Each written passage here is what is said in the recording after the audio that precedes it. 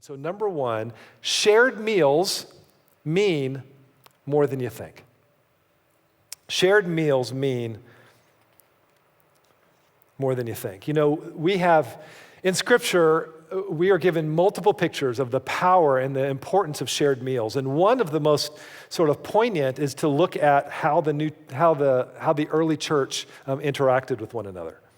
You know, the early church was born, the first generation church was born in Acts chapter 2. By the end of Acts 2, we are given the first sort of snapshot of what life in the early church looked like. And so let's read what it says in Acts 2, 42 through 47. They devoted themselves to the apostles' teaching and to fellowship, to the breaking of bread and to prayer. Everyone was filled with awe at the many wonders and signs performed by the apostles. All the believers were together and had everything in common. They sold property and possessions to give to anyone who had need. Every day they continued to meet together in the temple courts. They broke bread in their homes. They ate together with glad and sincere hearts, praising God and enjoying the favor of all the people. And the Lord added to their number daily those who were being saved. So if we were to say, okay, what's the handful of things, the big pillars of what life in the early church looked like, we'd say, well, they devoted themselves to the apostles' teaching, so they learned together. They fellowshipped, which is kind of a weird word. Fellowship is kind of a Christian-y word, just saying that they spent time together. They worshiped and they prayed together, and they ate together. Like those were the big things. And as they did them, you know, the Lord is adding to their number daily those who were being saved. And some of those things seem like no-brainers. You know, like learning together, worshiping together, praying together. Like, of course, any Christian community is going to be doing that. But a couple of those things, we sort of feel the freedom to sort of take or leave. Fellowship, spending time together, and certainly eating together on a regular basis, having shared meals with one another. And to me, I hear that and I see that kind of Christian community, and it's so appealing. And it sounds wonderful, but honestly, it sort of feels like a little bit of a bygone era back when life was just different.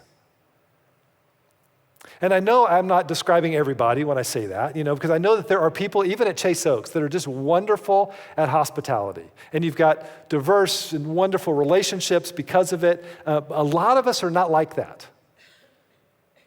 I want to be, I'm not. I am keenly aware that I am probably not the best person to be giving this sermon. This is aspirational for me, but I know that if I don't make a sincere effort, weeks will turn into months, and months will turn into multiple months. And I'm not gathering with other people, just sort of informally. I'm not having shared meals, but I'm confronted by the fact that when I look in the Bible, shared meals are a big deal.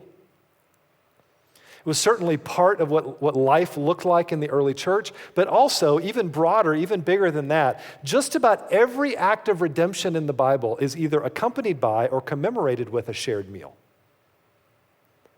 God's miraculous rescue of the Israelites from Egypt becomes the Passover feast that they celebrate every year. When they were in the wilderness, he sustains them and he rescues them with a daily shared meal of manna, which was later then commemorated with the annual Feast of Tabernacles.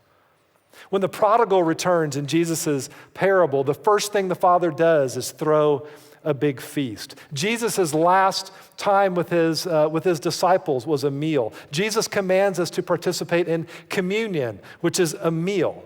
And the list goes on and on and on, because in the Bible, and actually even beyond the Bible just sort of recognizes that a shared meal is about more than just the food.